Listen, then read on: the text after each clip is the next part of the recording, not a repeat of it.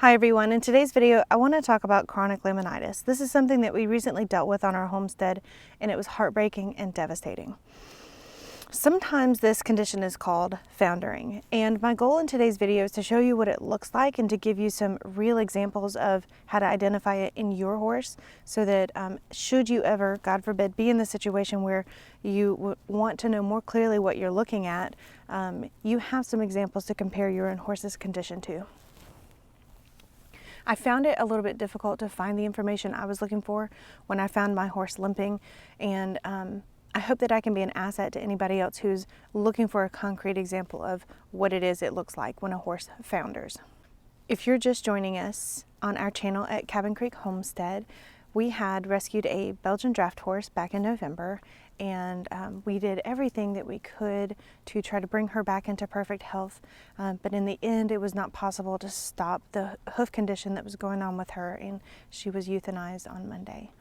Although she was only with us for 3 months, she became a very big part of our family. We fell deeply in love with her and spent a lot of time in the pasture and in the barn with her, and she kind of became the cornerstone of what we want to achieve here on our homestead.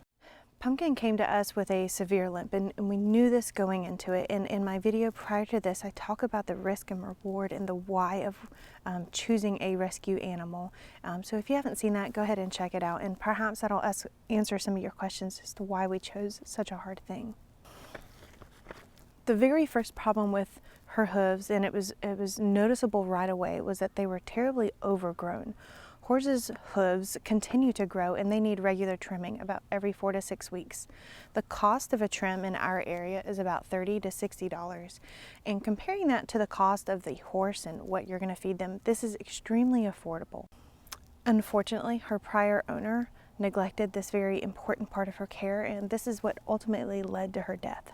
So, to try to understand laminitis, or sometimes it's called foundering, you need to understand the anatomy of the hoof itself. So you have the hoof, and then you have connective tissue just inside of that hoof, and that's called the lamini. Deep inside of the hoof is the coffin bone, and that is the centermost part of the hoof, and it is also the lowest part of the horse's leg. In a healthy horse's anatomy, you should see that the hoof shape should be completely parallel to the coffin bone, but that coffin bone is able to rotate, and if it rotates, then it can cause the coffin bone, which comes to a point, to rotate downwards, and with the weight of a horse, especially a large draft horse like Pumpkin, it can actually penetrate through the hoof wall. When that happens, it is catastrophic and excruciating. So laminitis itself is multifaceted. It's more complicated than the position of the coffin bone.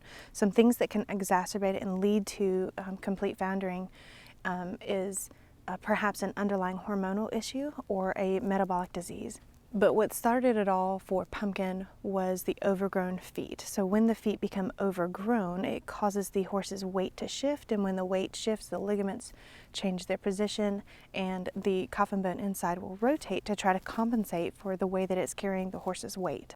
It is very possible that Pumpkin had a metabolism issue very similar to diabetes in adults, or perhaps she had a hormonal imbalance, and if you have questions about that, this is the extent of my knowledge. Hi, chicken. So I highly encourage you to do some research. There are some very educational videos on the internet, specifically about how the disease of laminitis progresses, and I cannot explain it as scientifically as other veterinarians have done. So I encourage you to go and find those resources. Perhaps I'll link it in the comments below, the one that helped me to understand this the most. So continuing the talk of the anatomy of the hoof, the lamini is very easily degraded by metabolism disorders or hormonal disorders, and so I would highly recommend that you educate yourself very well on how your feed can either interrupt or help the progression of a laminitic disorder. To risk oversimplifying this just a little bit, the lamini is what holds the connective tissue of the hoof wall and the coffin bone all together. And when that lamini is deteriorated, it is catastrophic and leads to basically nothing keeping that coffin bone from pushing all the way through the hoof wall. And that is what ultimately happened to Pumpkin. When Pumpkin came to us, she only weighed about 1,450 pounds, and she should be a 2,000-pound animal. And one of my earliest concerns was putting weight on her. I had high hopes of riding her on a trail and just seeing her run happy in the pasture. And I perhaps could have contributed to the Lamini becoming so deteriorated because in her feed we were using beetroot pulp that was coated with molasses and some sweet feed, and those high sugar and even high carbohydrate foods contribute to perhaps the metabolism disorder that she had that we didn't know she had. I don't think that a diet change could have stopped this. We had x-rays very early on that showed a rotation of the coffin bone should have looked like this and perhaps even like this. And I mean, it was almost vertical.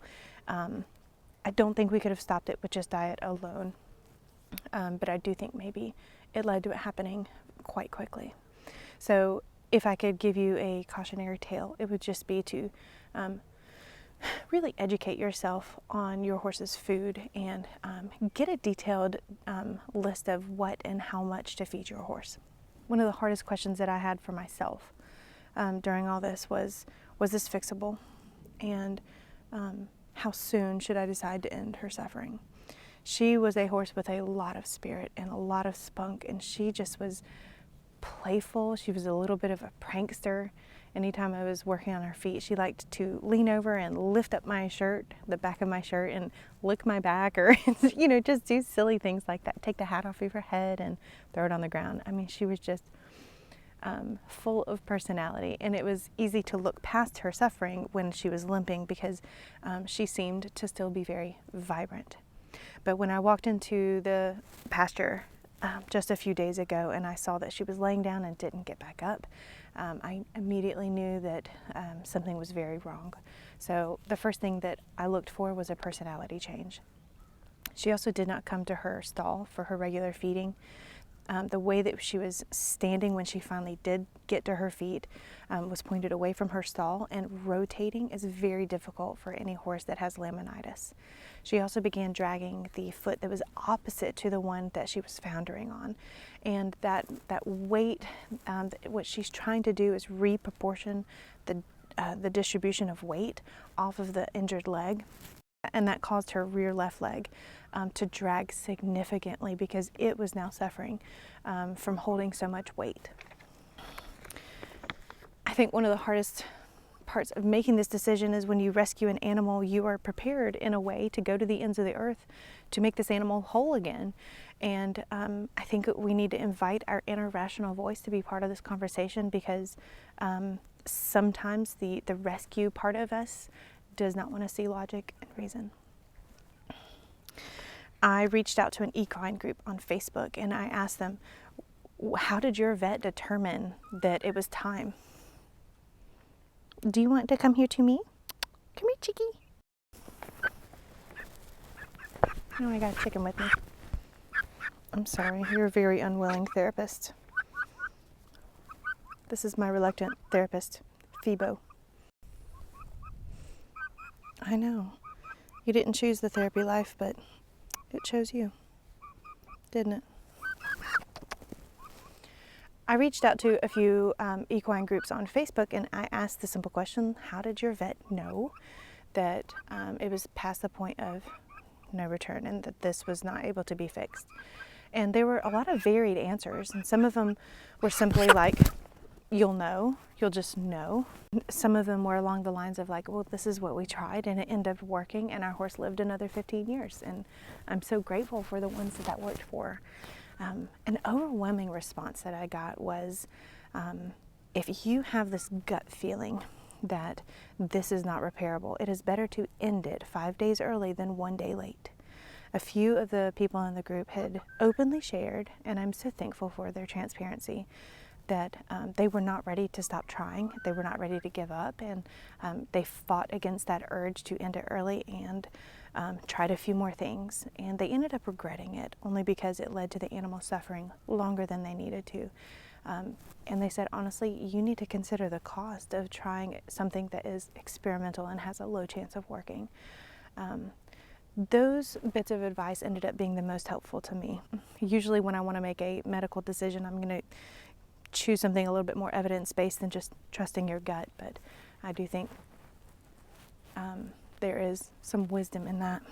So after the vet came out and performed the euthanasia, we were able to take a closer look at her feet and just confirm that we had made the right decision. I was very concerned, and this feeling of guilt had started to cloud my judgment because that morning of the euthanasia, I pulled her out of the pasture and she was very worked up, and she was moving around a lot.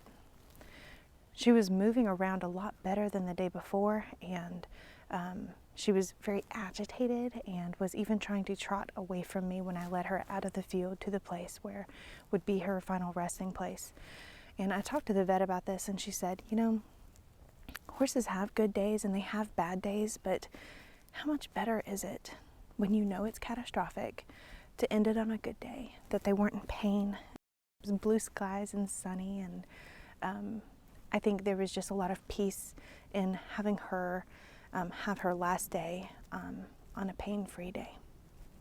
And when we looked at her feet, we could see very clearly that the coffin bone had indeed broke through the hoof wall on the bottom. That was not something that we confirmed beforehand, simply because we could not get her to lift her feet for us. She was in way too much pain. A lot of vets will complete an x-ray just to make sure, but that wasn't necessary in our case because we had an x-ray 3 months ago, and there was no way that the coffin bone had healed in that short time, especially without the care of a farrier that we needed. So we knew that it had indeed gotten worse.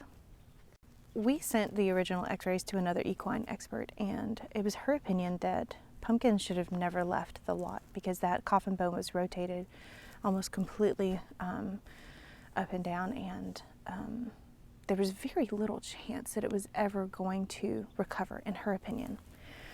But on the day that we had x-rays, we asked our farrier to be there with us, and the farrier and the vet discussed a treatment plan for her. The tone was very grave. It was very somber. We all knew what we were looking at, but they discussed it together, and the farrier had said, I've seen this before, and with a corrective shoe and with trimming slowly over the course of 6 months, we might see that bone rotate. And she was in such high spirits. She was such a plucky horse that we thought, I think she's got the spirit to beat this, and she obviously has a very high pain threshold. I was comfortable moving forward with trying to fix the rotation of that coffin bone because it seemed like the farrier was very confident. But I'm going to be very transparent here. We never saw that farrier again. I do not know exactly why, but it is a source of bitterness for me. You never really know what somebody's going through in their life, and so I don't want to pin this on him, and I don't want to blame him. He's certainly not the one that neglected her for years and years and years prior to us getting her. But I certainly was surprised when I heard how hard it was to get a farrier to come out to you and be dedicated. I planned ahead to tip well and to be very appreciative, and in fact I paid him an extra $100 for the time he spent coming to work one-on-one with the vet in conjunction. So I don't know exactly what happened, but we never saw him again. We did have another farrier come out and try to trim away some of the disfigurement on the hooves, but without that plan that he came up with of a specialized boot that was going to take the pressure off of the bottom of the hoof wall and help to change the rotation of that coffin bone, there was really just no hope. If I could issue a plea to the horse community, it would just be to know your limitations and know when you can no longer afford to give your horse the care that it needs. Horses are high maintenance, and there is a lot of costs involved, and if you've found that there's no way that you can meet those needs anymore, there's a dozen rescue operations, I bet, in your area, including the Humane Society, that understand that there comes a period of time in a lot of pet owners' lives where they are unable to do right by that horse. And I just urge you to take advantage of it if you're in that situation. It certainly was a privilege to have the time with her that we did. It was very short, but like I said in my last video, she was my sunflower field.